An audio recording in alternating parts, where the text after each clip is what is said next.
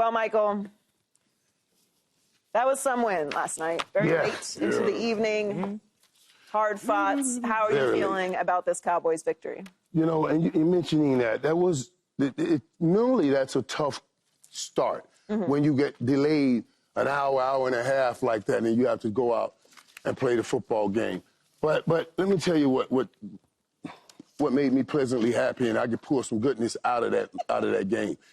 We knew Dallas was really struggling with the rush offense of good teams. They faced 3 top 10 rush offensive teams this year.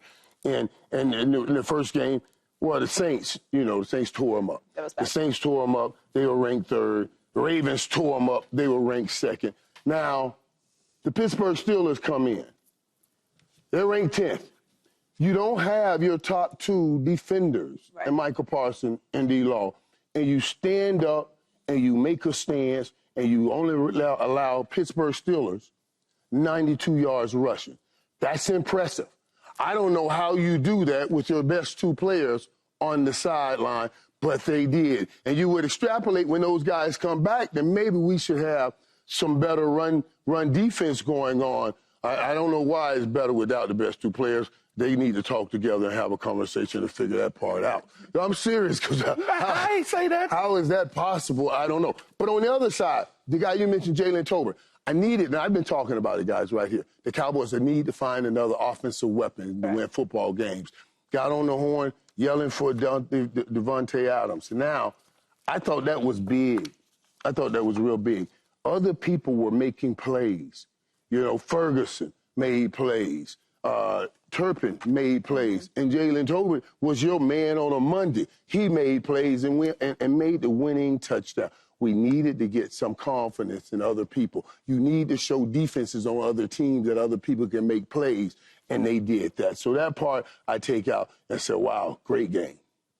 I feel like it was a great win. I don't know that it was a great game, other than Tolbert, which obviously I believe is the man on Monday.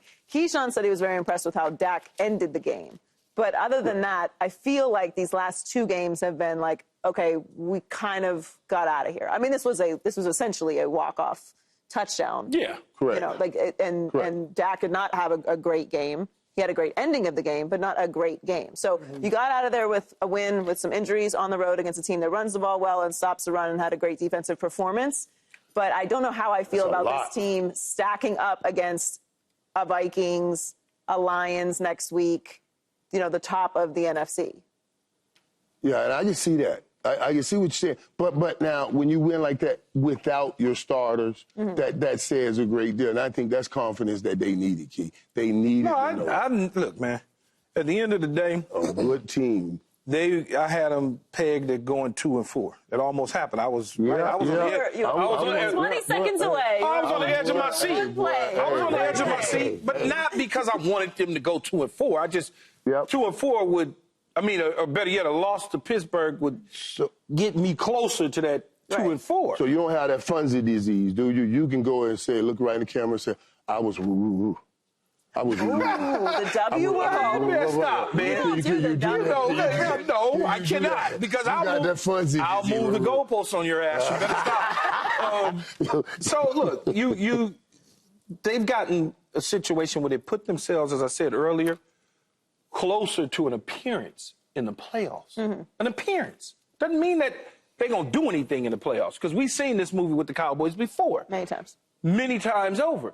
But it gives them, like Michael says, it gives them a little bit of encouragement, because you're playing without your best defensive players. On top of not playing with the best defensive players, you have now, in my eyes, identified 2 guys in Tolbert and Turpin that you could probably lean on a little bit more on the offensive side of the ball. The trust factor, the trust level for a quarterback to go from 1 to 2 to 3 and scan a right-hand quarterback all the way across to the left side, that's a longer throw, and that throw needs to have zip on the travel, because that defender who's chasing him across can undercut that thing and go the other way. So all of those sort of things. Hit the bubble. He hit the bubble. So all of those things is encouraging to see. Now, were there things in the game that I said, here you go, the same Dallas Cowboys? Of course. Of course. You know, I would like, put it this way, I want to see them play Detroit. I I want to see him play Detroit. I can agree with that. A better quarterback that will score points, a better running game that will bite your kneecaps off. That's what I want to see. That's what I want to see. Paul, how are you feeling about the Cowboys after that win? I mean, this is by far their most impressive win of the year. I mean, when you look down on their other two wins, they beat Cleveland and the Giants. They only lost by 3 to Baltimore, and they got blown out by New Orleans. So it's encouraging when you finally beat a team with a winning record on the road. So that can give you confidence going into the next game, because you know you got a tough Detroit Lions team coming up, and you know what's ahead.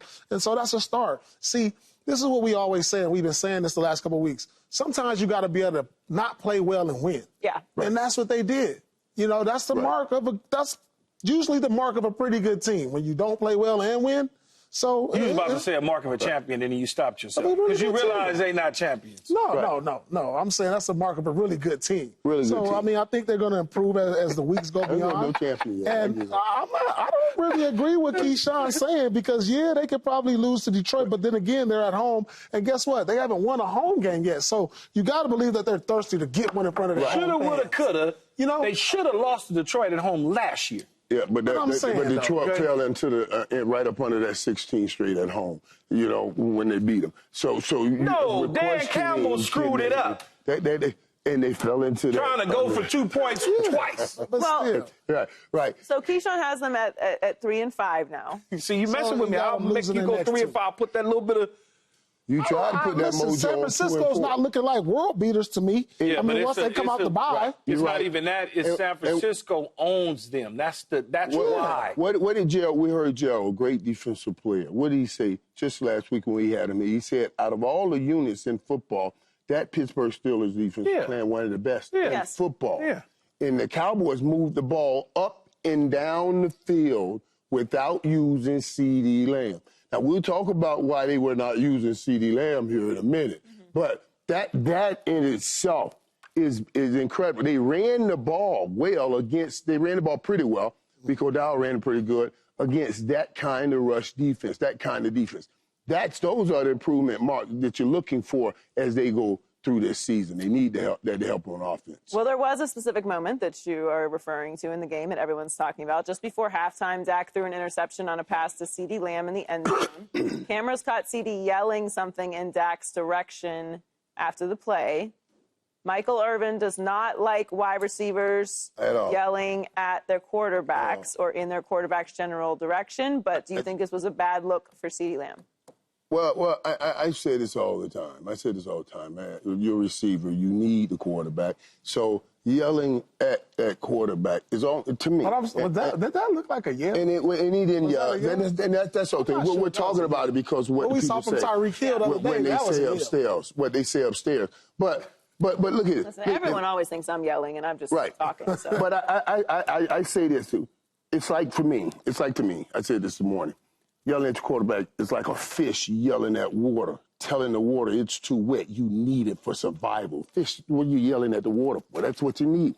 You need that quarterback for survival. What do you get? So just sit there and talk to him and listen to him. You know what I mean? Fish, you can't live in air. Get to the water. You can't live without the quarterback. Get to the quarterback. So that's all I'm saying. So, but that situation there, Dak didn't look up. I didn't see CeeDee in a mush.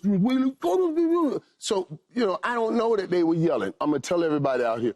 I've called over there. I've called people that I really trust and I know would tell me the truth. And they swear up and down that there's not an issue going on between CeeDee and Dak. I say, I see some things. I hear what you're saying, but I see some things. And we're still talking about it again in this young season. So you can't tell me there's nothing going on, and I'm talking about this for a third time in this young season. So hopefully they got this straightened out. We heard when Dak talked about it earlier, he said we have to be more professional. When CeeDee came out and apologized, he said, I must be more professional. So I got to take that they've had a conversation if they come out using the same words, and I hope that they can continue to straighten out whatever else they have problems with, or as everybody's telling me, the no problems they are having. I hope they straighten out these no problems. Keyshawn, you are the spokesperson for outrageous wide receiver behavior. Spokesperson. You did it. You the one set these boys ablaze. in the wrong direction like this. I was worried that I was, but I believe I look back at it, Keith. It's definitely you. Keyshawn was the one responsible. He definitely did. He wrote a book. He wrote the book on outrageous wide receiver behavior. What do you think about this particular moment? You know me, first thing I'm going to say, I ain't got no problem with it. None at all. Because I don't think we just looked at the clip. I don't think it was. Yeah, I don't know that yelling is the appropriate way to. We have your title up so that. No, it's all good. I'm just saying, I don't think at all, Joy, Paul, Michael, that was something that I would even be worried about. Right. But what happens is, like Michael says, I say, on top of them. When you go up top and they watching, they're up top. They ain't on the sideline. So they just say stuff, meaning the people who's calling the game, the announcers. And they make us feel like he's doing something, and then Dak doesn't look up. Dak is focusing in on the tablet, looking at whatever just happened and trying to process all that in his mind. And CeeDee is probably telling him, next time, get it done. Don't do what are you doing. Put it up to the back pylon. He could be saying a million different things. Yeah. So I don't want to get in on his butt about he didn't throw his helmet at him. No. He didn't throw a tablet at him. So it's not, to me, it's like, okay, it ain't really nothing. That ain't nothing, man. Keep that under the rug. Yeah, keep it moving. Yeah. And we won the game. I'm not even tripping. But if we keep addressing it, are things are being shown that requires people to address it? Yeah, then you got to start saying this has to be. Why does it keep happening? But you can tell. Say, like, they slowed it down. Like, it looks more expressive when it's like in slow motion and Dak doesn't look up. So there's no smile or like addressing of what he's saying. Was so he even talking to Dak, or was he talking to somebody sitting next to Dak? It seems like it's more of a hostile situation than it really is. Right. But I was looking at Trey Lance to see even if Trey looked back and like, Dak, you heard me say it. He didn't do that. He didn't even do that. Right. You know, I'm trying to look because Trey Lance was right there. He was like. You know, he didn't look up. Reading body language and sideline interactions is one of my favorite detective things that we do because we're not. So you usually when you as the only person up here now that Michael has bowed out himself. Yeah. The only person up here who has had sideline tantrums, so to speak, as they like to call it. You're gonna give a dude side eye. You're gonna wave him off. There's a lot of things that you do when you peed at somebody, and you really mad. And again, as I say before, Paul and Michael knows this, when they own your butt, the defenders, the opponents, are making you feel like they locking you down because they doing all this talking and you ain't getting your targets and they study telling you, like, man, come on, man, it's that dude. It ain't me. Right.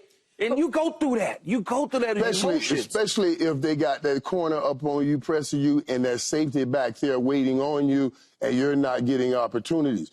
And the announcer is saying, boy, they're locking CeeDee Lamb out one-on-one. You're like, it ain't one-on-one. That's safety over the top. You better tell the rest of the world. And it adds to it. It adds to it. It really does make it better. This part is always funny to me, Paul, is like we watch these interactions, whether you guys are on the bench, yelling at each other, as if this is not a loud environment. Like, when am I supposed to, like, calmly walk over, like, excuse me. How many people in that space?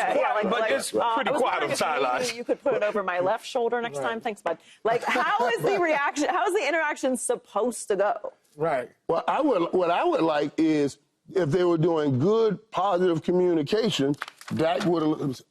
Oh, I got you.